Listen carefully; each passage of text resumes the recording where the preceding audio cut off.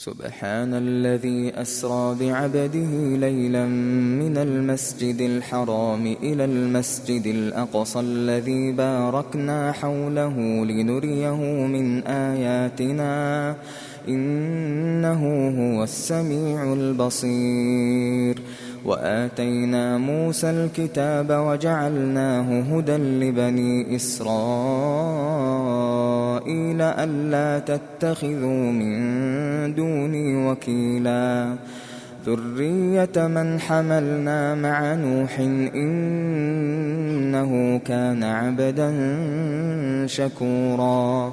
وقضينا إلى بني إسرائيل في الكتاب لتفسدن في الأرض مرتين ولتعلن علوا كبيرا فإذا جاء وعد أولاهما بعثنا عليكم عبادا لنا أولي بأس شديد فجاسوا خلال الديار وكان وعدا مفعولا. ثم رددنا لكم الكرة عليهم وأمددناكم بأموال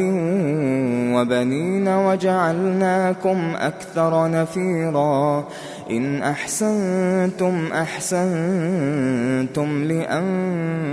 لأنفسكم وإن أسأتم فلها فإذا جاء وعد الآخرة ليسوءوا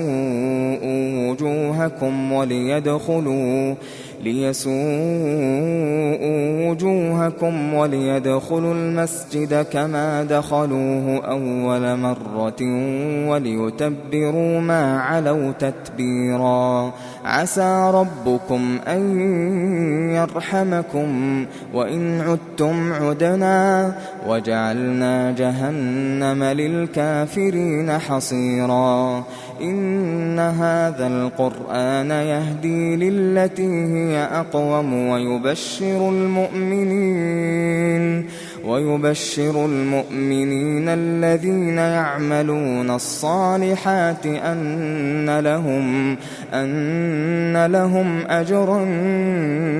كبيرا وأن الذين لا يؤمنون بالآخرة أعتدنا لهم عذابا أليما. ويدعو الإنسان بالشر دعاءه بالخير وكان الإنسان عجولا. وجعلنا الليل والنهار آيتين فمحونا آية الليل وجعلنا آية النهار مبصرة لتبتغوا فضلا من ربكم ولتعلموا عدد السنين والحساب وكل شيء فصلناه تفصيلا. وكل إنسان ألزمناه طائره في عنقه ونخرج له يوم القيامة كتابا يلقاه منشورا. اقرأ كتابك كفى بنفسك اليوم عليك حسيبا. من اهتدى فإنما يهتدي لنفسه ومن ضل فإنما يضل عليها ولا تزر وازرة وزر أخرى وما كنا معذبين حتى نبعث رسولا. وإذا أردنا أن نهلك قرية أمرنا متر فيها ففسقوا فيها فحق عليها القول فدمرناها تدميرا. وكم أهلكنا من القرون من بعد نوح وكفى بربك بذنوب عباده خبيرا بصيرا. من كان يريد العاجلة عجلنا له فيها ما نشاء لمن نريد ثم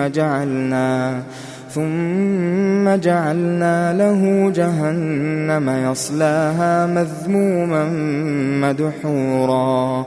ومن أراد الآخرة وسعى لها سعيها وهو مؤمن فأولئك كان سعيهم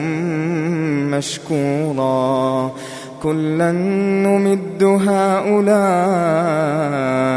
وهؤلاء من عطاء ربك وما كان عطاء ربك محظورا انظر كيف فضلنا بعضهم على بعض وللآخرة أكبر درجات وأكبر تفضيلا لا تجعل مع الله إلها آخر فتقعد مذموما مخذولا وقضى ربك ألا تعبدوا إلا إياه وبالوالدين إحسانا إما يبلغن عندك الكبر أحدهما أو كلاهما فلا تقل لهما أف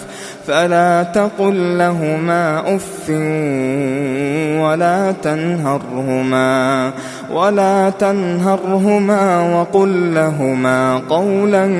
كريما واخفض لهما جناح الذل من الرحمة وقل رب ارحمهما كما ربياني صغيرا ربكم أعلم بما في نفوسكم إن تكونوا صالحين فإنه كان للأوابين غفورا وآت ذا القربى حقه والمسكين وابن السبيل ولا تبذر تبذيرا إن المبذرين كانوا إخوان الشياطين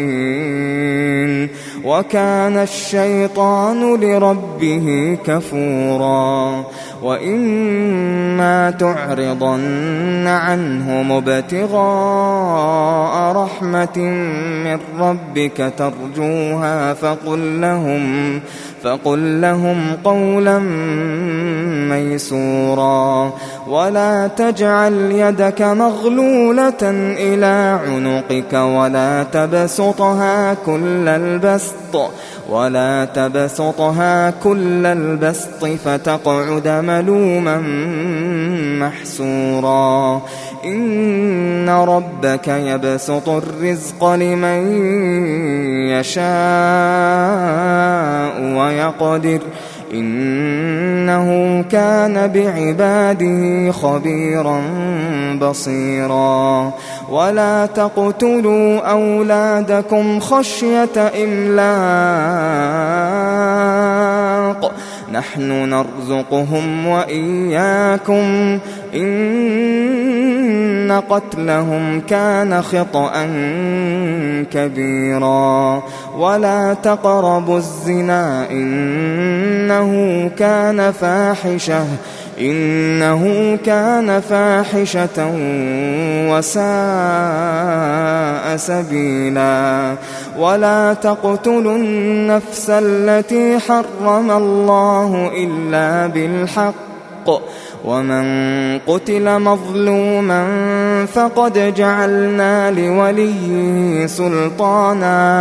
فقد جعلنا لوليه سلطانا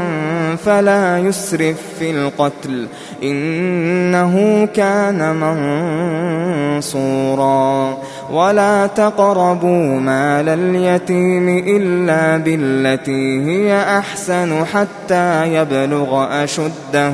وأوفوا بالعهد إن العهد كان مسؤولا وأوفوا الكيل إذا كلتم وزنوا بالقسطاس المستقيم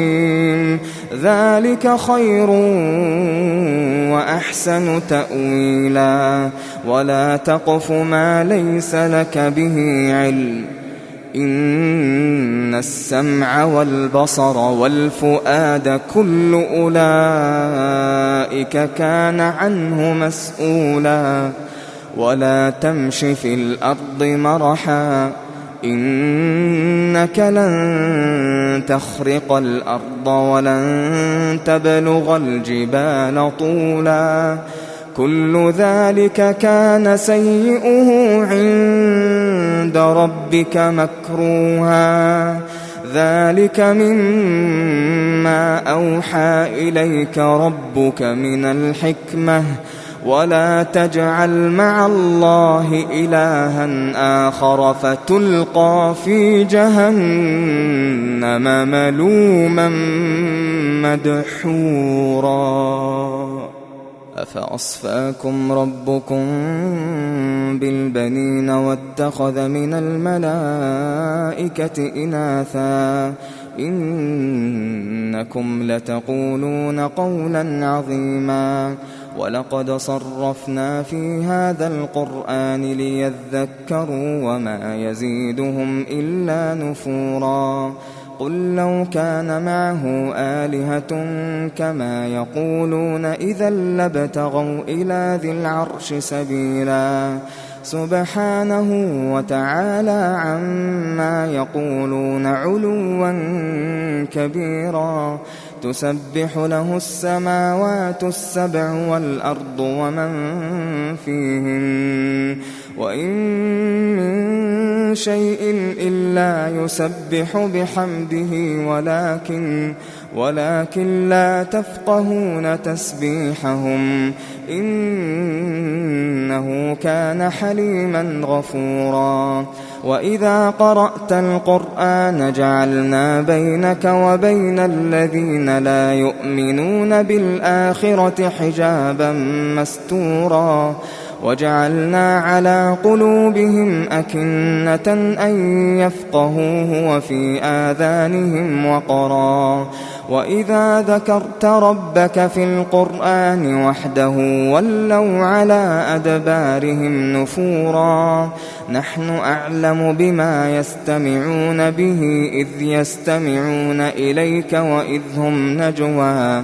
إذ يقول الظالمون إن تتبعون إلا رجلا مسحورا انظر كيف ضربوا لك الأمثال فضلوا فلا يستطيعون سبيلا وقالوا أئذا كنا عظاما ورفاتا أئنا لمبعوثون خلقا جديدا قل كونوا حجارة أو حديدا أو خلقا مما يكبر في صدوركم فسيقولون من يعيدنا قل الذي فطركم أول مرة فسينغضون إليك رؤوسهم ويقولون متاه قل عسى أن يكون قريبا يوم يدعوكم فتستجيبون بحمده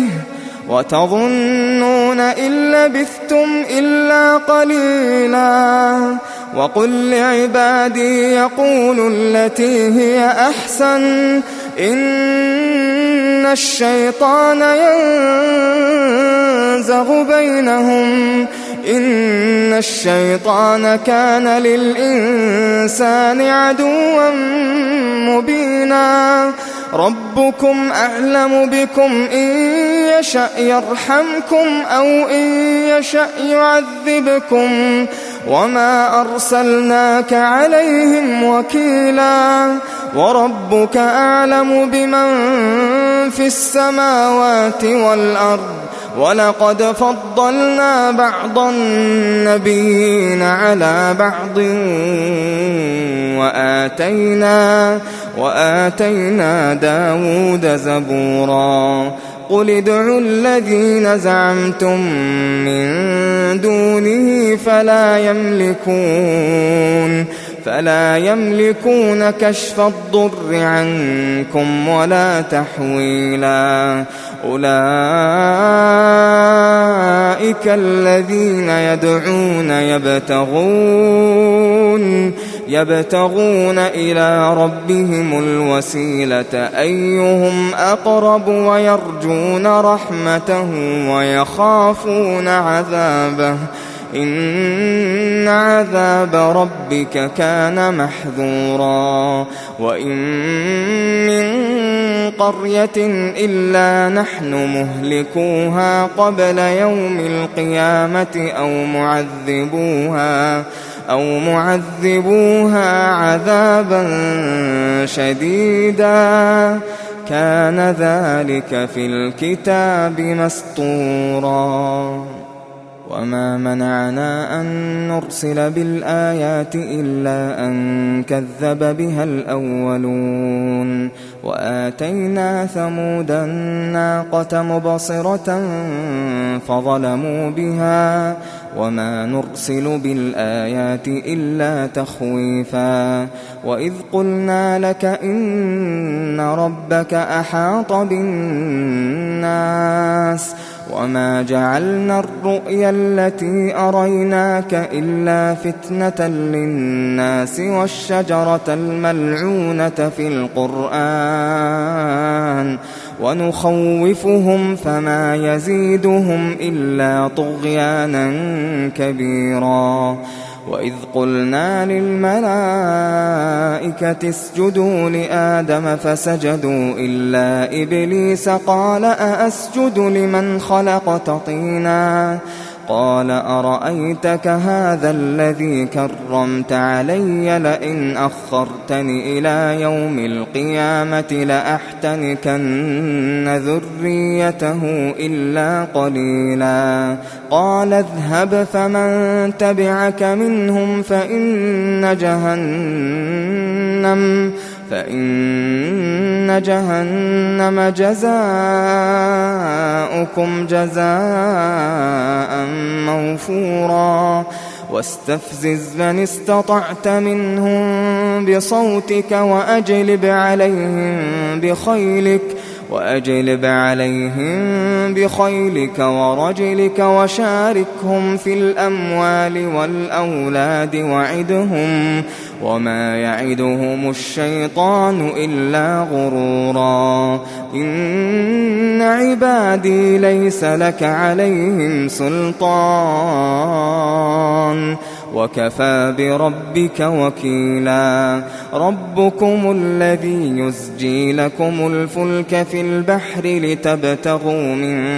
فضله إنه كان بكم رحيما وإذا مسكم الضر في البحر ضل من تدعون إلا إياه فلما نجاكم إلى البر أعرضتم وكان الإنسان كفورا أفأمنتم أن يخسف بكم جانب البر أو يرسل عليكم حاصبا ثم لا تجدوا لكم وكيلا أم أمنتم أن يعيدكم فيه تارة أخرى فيرسل عليكم قاصفا من الريح فيغرقكم بما كفرتم ثم لا تجدوا لكم علينا به تبيعا ولقد كرمنا بني آدم وحملناهم في البر والبحر ورزقناهم من الطيبات وفضلناهم على كثير ممن خلقنا تفضيلا يوم ندعو كل أناس بإمامهم فمن أوتي كتابه بيمينه فأولئك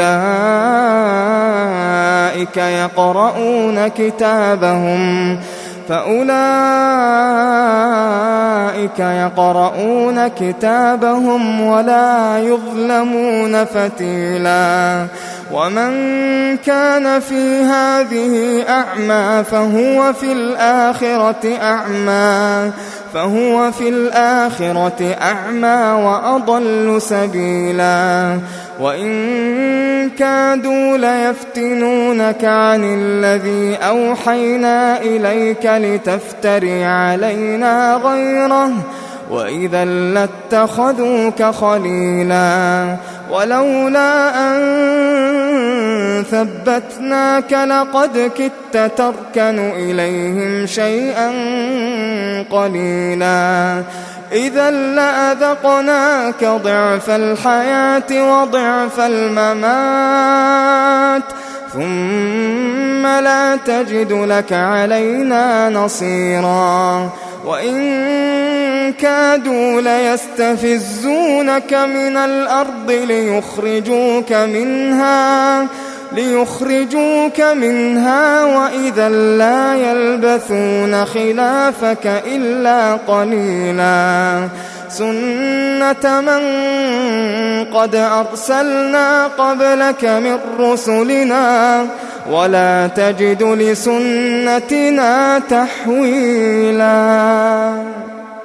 أقم الصلاة لدلوك الشمس إلى غسق الليل وقرآن الفجر إن قرآن الفجر كان مشهودا ومن الليل فتهجد به نافلة لك عسى أن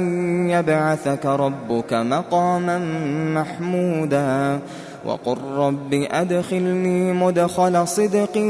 وأخرجني مخرج صدق واجعل لي من لدنك سلطانا نصيرا وقل جاء الحق وزهق الباطل إن الباطل كان زهوقا وننزل من القرآن ما هو شفاء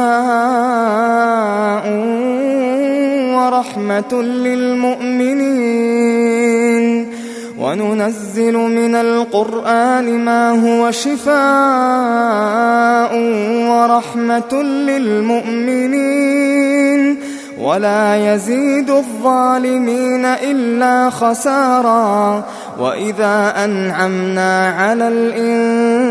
الإنسان أعرض ونأى بجانبه وإذا مسه الشر كان يئوسا قل كل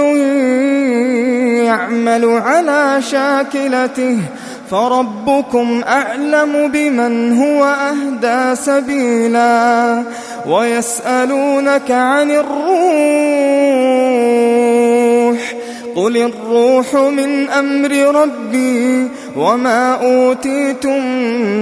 من العلم إلا قليلا ولئن شئنا لنذهبن بالذي أوحينا إليك ثم لا تجد لك به علينا وكيلا إلا رحمة من ربك إن فضله كان عليك كبيرا قل لئن اجتمعت الإنس والجن على أن يأتوا بمثل هذا القرآن لا يأتون بمثله ولو كان بعضهم لبعض ظهيرا ولقد صرفنا للناس في هذا القرآن من كل مثل فأبى أكثر الناس إلا كفورا وقالوا لن نؤمن لك حتى تفجر لنا من الأرض ينبوعا أو تكون لك جنة من نخيل وعنب فتفجر الأنهار خلالها تفجيرا أو تسقط السماء كما زعمت علينا كسفا أو تأتي بالله والملائكة قبيلا أو يكون لك بيت من زخرف أو ترقى في السماء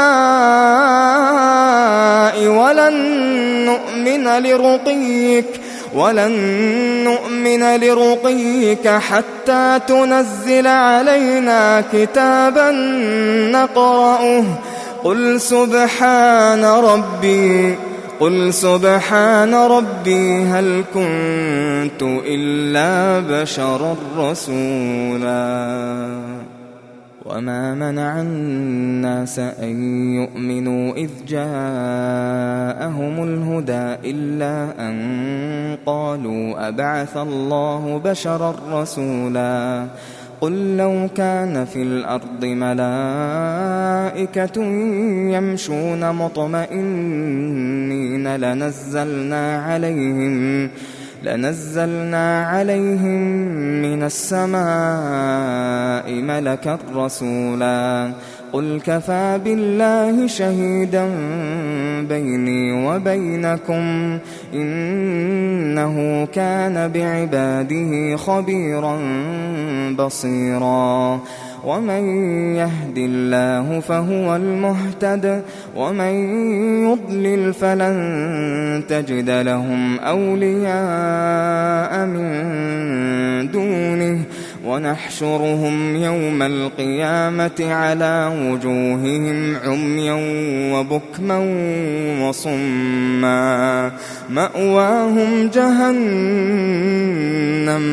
كلما خبت زدناهم سعيرا ذلك جزاؤهم بأنهم كفروا بآياتنا وقالوا أئذا كنا عظاما ورفاتا أئنا لمبعوثون خلقا جديدا أولم يروا أن الله الذي خلق السماوات والأرض قادر على أن يخلق مثلهم وجعل لهم أجلا لا ريب فيه فأبى الظالمون إلا كفورا قل لو أنتم تملكون خزائن رحمة ربي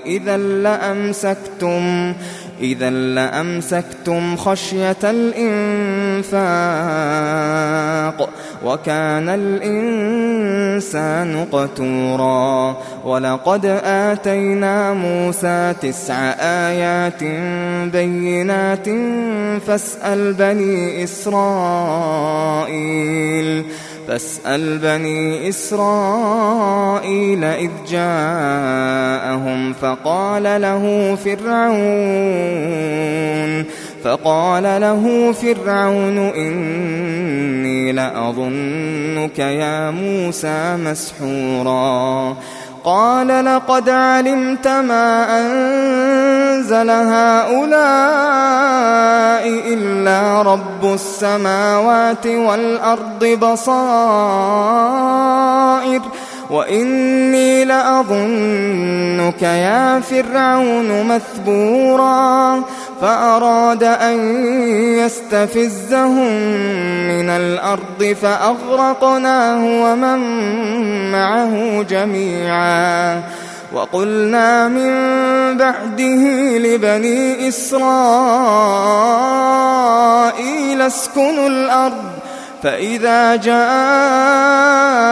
وعد الآخرة جئنا بكم لفيفا وبالحق أنزلناه وبالحق نزل وما أرسلناك إلا مبشرا